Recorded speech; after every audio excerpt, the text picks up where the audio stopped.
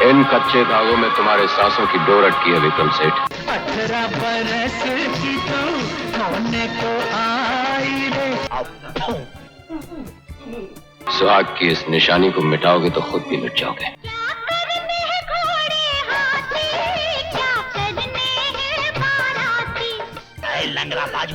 नमस्कार दोस्तों, स्वागत है आपका फिल्मी रणवीर के उस मंच पर जहां पुरानी फिल्मों के पीछे छुपी कहानियां, अनसुनी बातें और फिल्मी रहस्य किए जाते हैं बेपर्दा।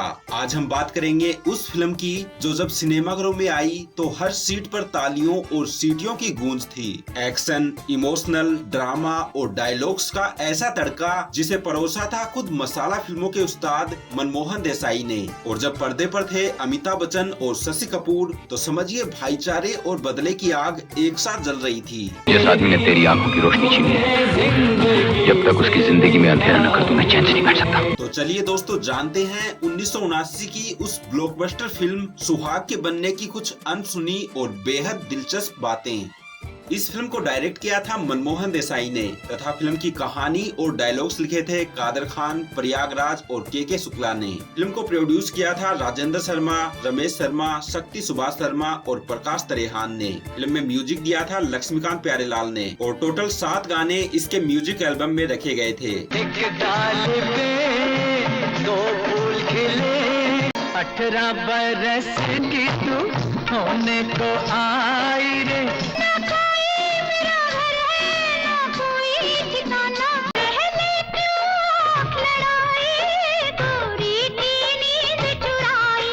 शेरों वाली ऊंचे ढेरों वाली बिगड़े बना दे मेरे काम। इम्तिहान है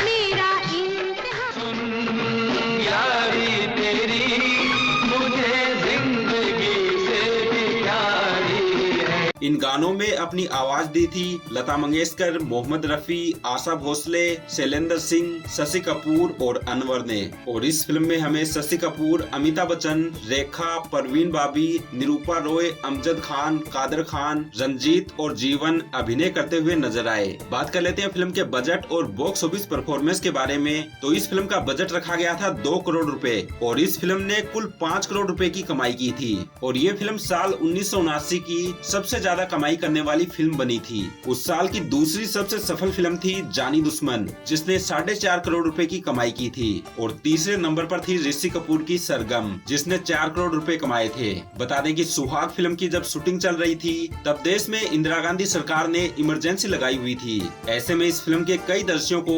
विदेशों में जाकर शूट करना पड़ा, क्योंकि भारत में उन दृश्यों को फिल्माने की परमिशन नहीं दी गई थी। फिल्म में एक सीन है जिसमें अमिताभ बच्चन और शशि कपूर हेलीकॉप्टर पर लटके दिखाई देते हैं। वो सीन मनमोहन देसाई को सिंगापुर में शूट करना पड़ा। ऐसे ही फिल्म के और भी कुछ सीन लंदन में शूट किए गए। फिल्म का बहुत ही मशहूर गीत तेरी रब ने बना दी जोड़ी लंदन के रिचमंड पार्क में शूट हुआ था। बता दें कि सुहाग फिल्म की शूटिंग सन 1977 में ही शुरू हो गई थी, जबकि इसका मुहूर्त 12 जनवरी 1976 को हो चुका था। लेकिन देश में लगी इमरजेंसी के चलते इस फिल्म को कंप्लीट करने में काफी समय लग गया। इसी बीच प्रकाश मेहरा की फिल्म मुकद्दर का सिकंदर सन 1978 में रिलीज हुई। उस फिल्म में भी रेखा और अमिताभ बच्चन और अमजद खान थे। मनमोहन देसाई को जब पता चला कि मुकद्दर का सिकंदर फिल्म में भी रेखा एक तवाइफ का कैरेक्टर प्ले कर रही है तो उन्हें बड़ा गुस्सा आया। उन्हें लगा कि प्रकाश मेहरा ने किसी तरह रेखा से सुहाग फिल्म के उनके कैरेक्टर की जानकारी निकलवाकर उसे मुकद्दर का सिकंदर फिल्म में पहले इस्तेमाल कर लिया। मनमोहन देसाई ने तब कुछ इंटरव्यूज में प्रकाश मेहरा की बुराई कर दी थी। बताया तो ये भी जाता है कि रेखा से भी इस बारे में उनका काफी विवाद हुआ था, जबकि प्रकाश मेहरा ने साफ कह दिया था कि उन्होंने अपनी फिल्म में रेखा का जो कैरेक्टर डेवलप किया था वो पूरी तरह से उनके दिमाग की उपज थी। रेखा से उन्होंने मनमोहन देसाई की फिल्म के बारे में कुछ भी नहीं पूछा था। जब मनमोहन देसाई ने एक्ट्रेस परवीन बॉबी को पहली दफा सुहाग फिल्म ऑफर की थी तो परवीन ने उनका ऑफर ये कहकर ठुकरा दिया कि वो कबीर बेदी के साथ यूरोप जा रही है और वो नहीं जानती कि उनकी वापसी कब तक होगी। लेकिन मनमोहन देसाई तय कर चुके थे कि परवीन परवीन बॉबी को ही वो सुहाग के उस रोल में कास्ट करेंगे। उन्होंने परवीन से कहा कि मैं तुम्हारा इंतजार करूंगा, तुम्हारे सीन तभी शूट किए जाएंगे जब तुम वापस आ जाओगी। दरअसल मनमोहन देसाई को उस रोल के लिए किसी ऐसी एक्ट्रेस की जरूरत थी जो वेस्टर्नाइज दिख सके, और परवीन बॉबी की पर्सनैलिटी बिल्कुल वैसी ही थी। लेकिन जब परवीन बॉबी यूरोप चली गई तो मनमोहन देसाई को भी एक वक्त पर लगने लगा कि शायद परवीन जल्दी से लौटकर न आए। ऐसे में उनके जहन में सिमी ग्रेवाल का चेहरा आया। उन्हें लगा कि वो रोल परवीन के बाद केवल सिमी ग्रेवाल ही जस्टिफाई कर सकती है। उन्होंने इस बारे में सिमी ग्रेवाल से बात भी की। सिमी भी उस रोल में दिलचस्पी ले रही थी। लेकिन तभी कोई 6 महीने बाद परवीन बॉबी यूरोप से भारत लौटी। हालांकि उस वक्त तक खुद परवीन को उम्मीद नहीं थी कि देसाई ने अब तक किसी और को वो रोल नहीं दिया होगा। लेकिन वो फिर भी ऐसे ही मनमोहन देसाई से मिली और उस रोल के बारे में पूछा। मनमोहन देसाई ने उन्हें बताया कि वो रोल उन्होंने किसी को नहीं दिया, और फिर मनमोहन देसाई ने परवीन बॉबी को साइन कर लिया। इस तरह सिमी ग्रेवाल के हाथों से सुहाग फिल्म आते आते निकल गई।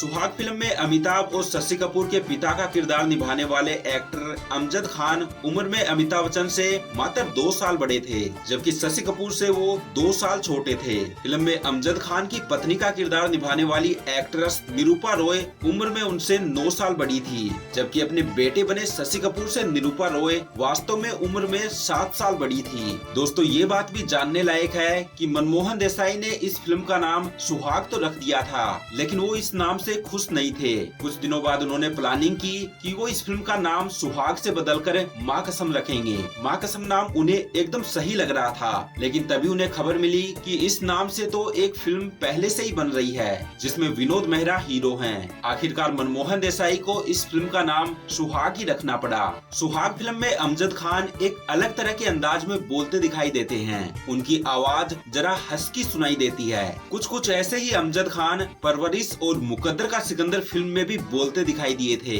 बताया जाता है कि जब अमजद खान शोले फिल्म में गब्बर सिंह का रोल प्ले कर रहे थे तब कुछ लोगों ने अमजद खान की आवाज की काफी आलोचना की थी। तो अमजद खान इसी वजह से अपनी आवाज को हल्का सा मॉड्यूलेट करके कुछ फिल्मों में अपने डायलॉग्स बोलते देखे गए थे। इस फिल्म में जीवन के निभाए किरदार को भी दर्शकों ने बेहद ही पसंद किया था। उनके चेहरे के एक्सप्रेशन और बोलने का अंदाज दर्शकों को बेहद पसंद आया था, और आज भी जीवन का बोला डायलॉग हट बे लंगड़े इंस्टाग्राम पर वायरल हो रहा है।